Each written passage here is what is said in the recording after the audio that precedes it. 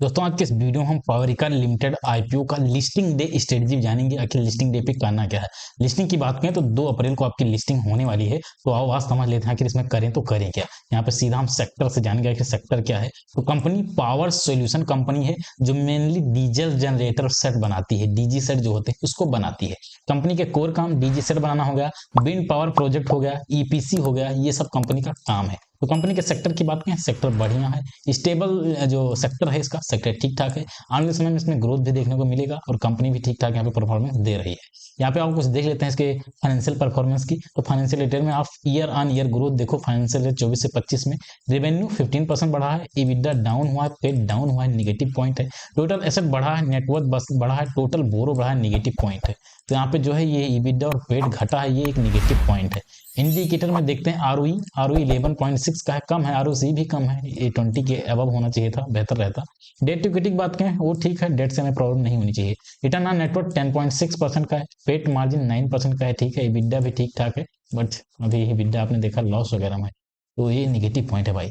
Objective की बात करें तो कंपनी का ऑब्जेक्टिव 525 करोड़ जो है लोन पेमेंट करने में जाएगा। तो मतलब आने वाले दिनों में कंपनी और ज्यादा सुधर जाएगी, तो अच्छी बात है भाई। पेयर कंपेरिजन की बात करते हैं तो यहाँ पे बहुत सारी कंपनियां लिस्टेड हैं, किर्लोस्कर वगैरह भी लिस्टेड देखने को मिल रहा है। तो नंबर 1 भाई यहाँ पे कौन आ रहा है? तो नंबर 1 किर्लोस्कर देखने को मिल रहा है। रीजन क्या है? पी रीजनेबल है, ठीक ठाक है 43 का।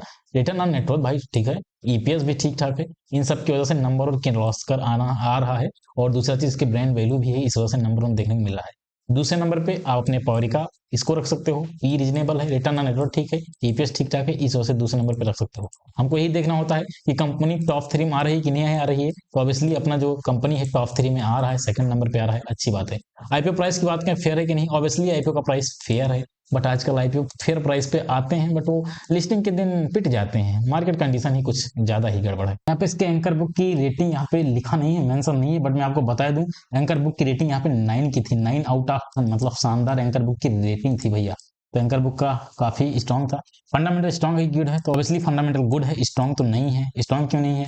डेट वगैरह एक प्रॉब्लम था, और पेट वगैरह प्रॉब्लम था, EBITDA वगैरह प्रॉब्लम था, इस वजह से केवल केवल फंडामेंटल गुड है, स्ट्रॉन्ग नहीं है। स्ट्रॉन्ग कब होता है? जब सब कुछ सही रहता तब। जीएमपी की बात करें तो 4 रुपए का जीएमपी है, 1% का जीएमपी यहाँ पे देखने को मिल रहा है। अब बात कर लेते हैं इसमें लिस्टिंग गेन होगा कि नहीं होगा। तो यहाँ पे लिस्टिंग की बात करें तो देखो मार्केट कंडीशन वगैरह समय तो सही है नहीं, ठीक है। और ऊपर से कंपनी का फंडामेंटल ठीक ही ठाक है, जीएमपी भी ठीक नहीं है, मतलब जीएमपी 1% का है, बेकार जीएमपी है।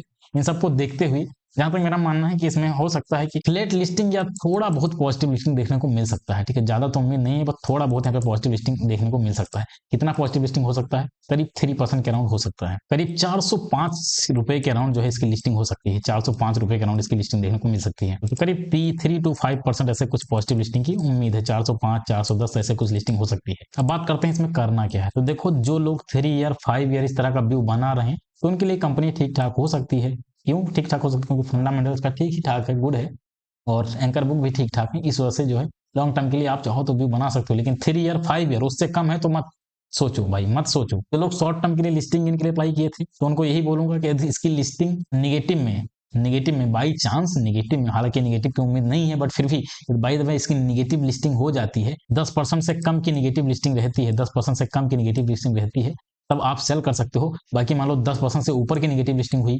20% नेगेटिव लिस्टिंग, 30% नेगेटिव लिस्टिंग, इस तरह का नेगेटिव लिस्टिंग हुआ, तब आपके पास कोई ऑप्शन नहीं होगा। आप चाहो तो लॉन्ग टर्म के लिए यहाँ पे होल्ड कर सकते हो, ठीक है। और जब इस जो है ठीक ठाक प्राइस पे जाए तो सेल कर सकते हो, ऐसा काम कर सकते हो। बाकी 10% से अंदर का नेगेटिव लिस्ट होता है तो आप चाहो सेल मार सकते हो। बाकी आपकी मर्जी, आप अपने फाइनेंशियल एडवाइजर से भाई कंसल्ट कर लीजिएगा, पूछ लीजिएगा आखिर क्या करना है। मैं तो यहाँ पे केवल एनालिसिस कर रहा हूँ, मेरा क्या व्यू है उसको बता रहा हूँ। अब बात करते हैं फ्रेश एंट्री। तो देखो हो सके तो फ्रेश एंट्री अवॉइड करो, ठीक है। बाकी यदि गलती से इसकी लिस्टिंग 10% है, उससे ऊपर की नेगेटिव लिस्टिंग हो जाती है, मान लो 15% इस तरह का नेगेटिव लिस्टिंग, तो आप जो है डायरेक्ट फ्रेश एंट्री कर सकते हो। बाकी मैं हमेशा कहता हूँ कि फ्रेश एंट्री जो है जब 4 महीने 5 महीने ट्रेड कर लिया करे, तब जो है फ्रेश एंट्री करा करो तो ज्यादा बेहतर रहता है।